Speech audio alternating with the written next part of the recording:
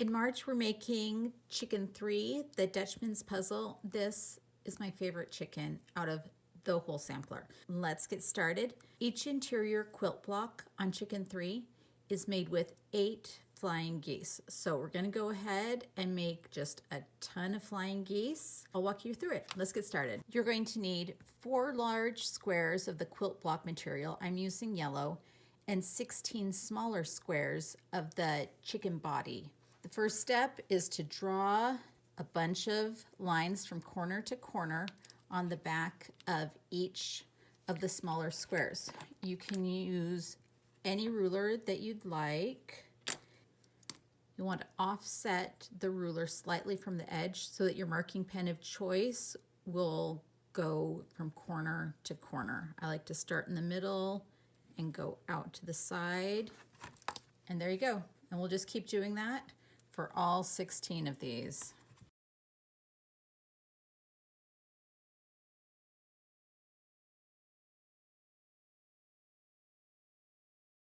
We are done. That, I swear, this is the part I dread the most, is drawing all the lines on the squares. Put those aside a little bit, grab our large squares. What we're gonna do is one by one, we're going to put 2 of the small squares right sides together in opposite corners of the large square, and we're gonna make sure the line runs from corner to corner. And then, oh, my pincushion kind of matches. That's cute. Anyway, then we're just going to pin in place. Repeat that for all 4 of the large squares. With the squares all pinned, we're going to move over to the sewing machine and we're going to sew a 1/4 inch away from the line on this side, a 1/4 inch away from the line on that side. I'll walk you through it at the machine. The first thing I'm going to do is change out my regular presser foot for my 1/4 inch foot. All right, 1/4 inch, we're ready to go. I like to scoot the edge of my first piece well underneath my presser foot so that when the needle goes down, it's coming down right on the edge of my block, and that will help the feed dogs underneath grab it more easily. The edge of my foot is lined up with the line. And I'm just going to start sewing along the line. Keep that all lined up, remove pins as I go. I like to start on this side of the block that has the smaller square on top, so that as I go over this, I'm not pushing the fabric up, and I can just sew right over it. And I'm going to repeat the same thing on all 4 of the blocks. Oh, here I forgot to put it up there. So see how it's pushing it up? So I will sometimes lift my foot up and just put it down on top of it to help guide it over and not push it aside. I guess it's a good idea that I messed up, because now you guys know. So, okay, making sure this flap on the top. All right, I've sewn all 4 of these. Sewn on this side of the line, and now I'm going to sew on this side of the line. And without cutting them apart, I'm just going to start sewing again. I'm going to scoot the point underneath the edge of the presser foot to start off. That'll help it feed well. And it's a little easier to go over this flap now that this side is sewn down. But again, if you have a hard time and it's starting to poof up, just lift up your presser foot and tuck it under. See, like that? All right, so I'm just gonna lift that up, tuck it under. And the same thing, it's flipped over, same thing as you're getting up here, like just lift up your presser foot, put it over the top of the block, the next block, and just keep sewing. Now that we've sewn on both sides of the line, we're just going to cut these apart and then cut on the line. You can do this with scissors, or you can use a rotary cutter, whichever is easiest for you. There's not a right way. Actually, that feels a little faster to me. So I'm gonna do this with a rotary cutter. The larger the flying geese you're working with, the more sense it makes to use a rotary cutter. It's just a little bit faster. Now that we've sewn and cut our flying geese units, we're going to press these little points open. The first step is to set the seam, and then we're going to press them open towards the chicken body fabric. And I like to just give it a tap with the side of my iron and hold 1, 2, 3. Again here, tap, and now that this one's open, I'll just press both of them. And then just hold it 1, 2, 3, 4, 5-ish, however long you want. Boom, and we just continue.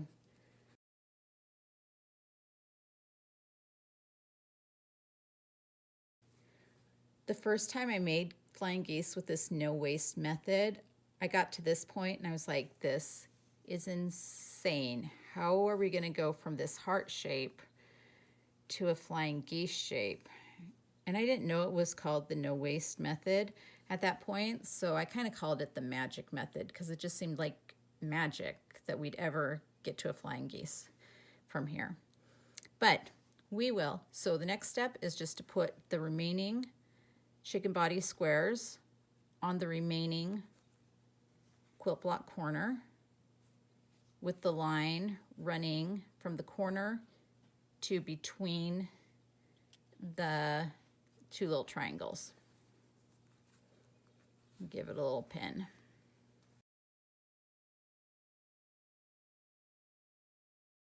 All right, with all of those pinned, we're off to the sewing machine to sew a 1/4 inch on either side of the line, just like before.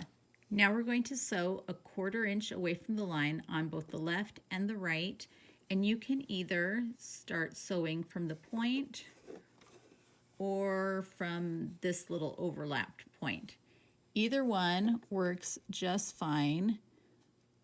I go back and forth just depending on my mood for the day. If you are sewing from here, let me see if I can show you. Maybe not.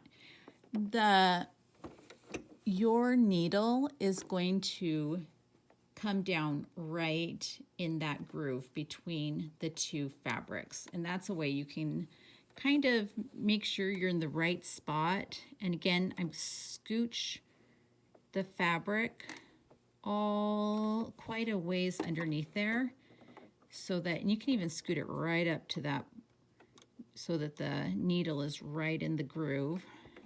And that just helps the feed dogs have something to latch onto and helps them pull the fabric under once you start sewing. Again, sew on the side of the line, sew off the edge, and then sew again. And you don't have to keep sewing from this side. You can like mix it up, whatever. Like just as long as it gets done, we are good. And see that there I didn't like really push it in as far, and it was having a hard time grabbing the fabric and pulling it along. And if you find that you're having to that this piece is bumping into the previous piece too much, you can give it a little pull and pull it out a little bit while you place your next unit so that it's out of your way.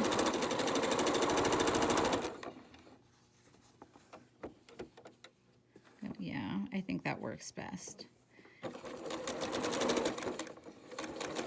And that'll make it a little bit easier when we go back and sew on the other side. All right, with them all sewn together, you're just going to unhook them and you'll sew back on the other side.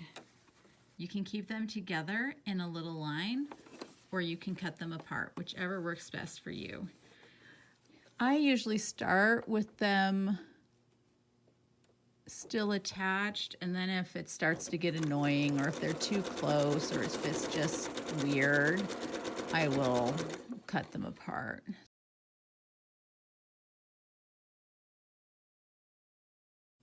Now let's go cut and press these units.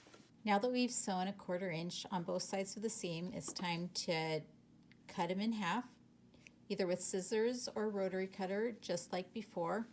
Repeat for all of the pieces, and then we'll press open the last little flap. Again, you'll just set the seam. I like to kind of hold it open with my finger here as I slide on, and then hold it 1, 2, 3, 4, and do the same thing. Hold it open, nudge, and then just hold in place. And then we'll trim off these little dog ears. Trimming off the dog ears keeps everything nice and neat and also reduces bulk in the seam. If these edges aren't lined up quite right, you can like trim just a little bit to kind of ease the line between one piece and another.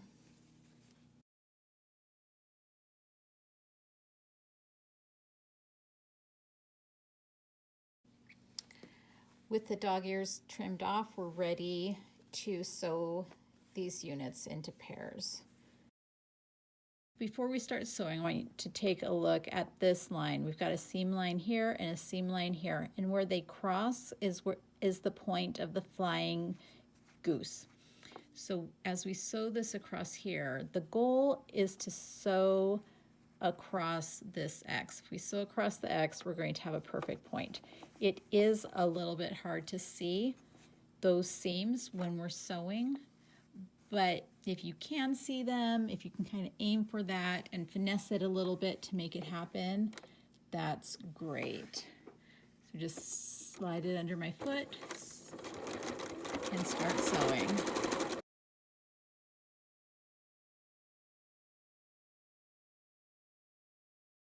And there we go, all sewn into pairs.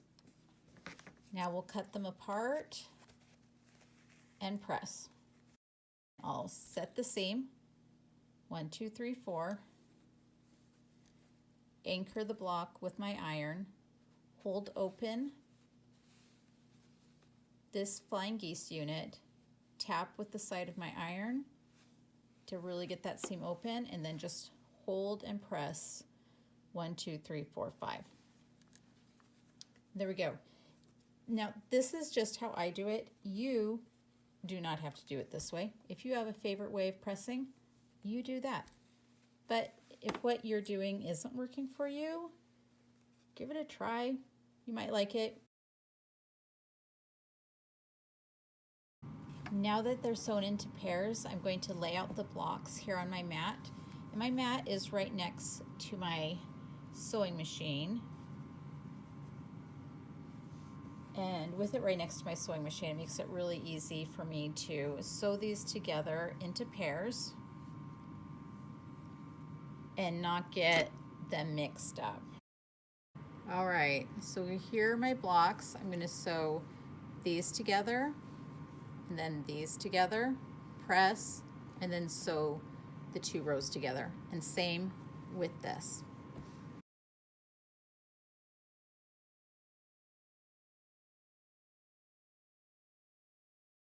All right, we are ready for the final seams. I'm so excited. All right, double check, make sure everything's correct. Looks great. I'm going to sew these together, putting my 2 rows right sides together. And you'll note that this seam allowance is pointing this way and this one's pointing over here to the right. And you'll want to just butt those up together, and if you wiggle the seam down here between your fingers, you'll be able to feel when it's lined up. If those seams are lined up, then those points will match. So I'll pin there, and then sometimes I pin at the front, sometimes not. You can choose what works for you. And then we just sew with a 1/4 inch seam.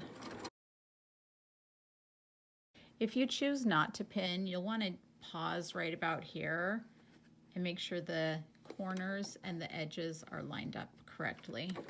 And I like to just kind of hold it with my finger.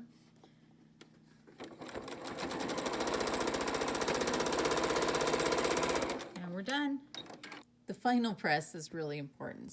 Setting the seam will, ooh, look, those points are pretty good. I'm going to press to the side. It's a little tricky. There's a lot of seams.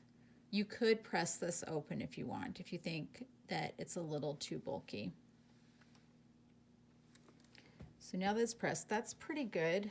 But when I'm finishing up a block, I like to give it a little spritz with water, or you could use steam, and then just really press it. I want this block to be flat and for those fibers to really want to stay where I put them in this last final press.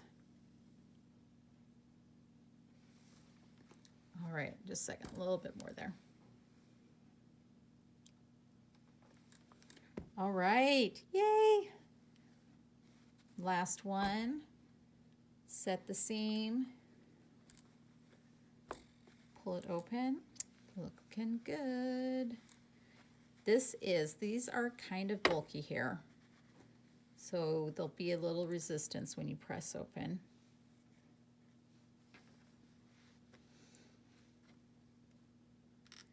And the reason you don't want to use a lot of steam or water or to move your iron when you're pressing is because it can distort the block.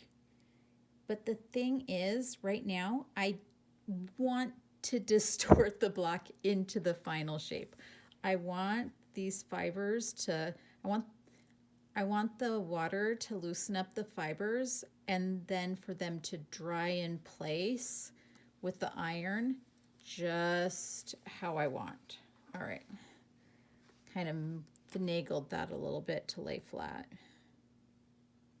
And that's a little bit curvy up there, so I'm going to move up here and give that an extra press. And it just makes it easier. Having a nice flat block makes it easier to put all the different quilt units together. So we've made the interior quilt blocks for Chicken 3, and you'll refer back to the instructions on page 13 for the final assembly. You'll be using this chicken diagram with the comb to option. I can't wait to see your chickens.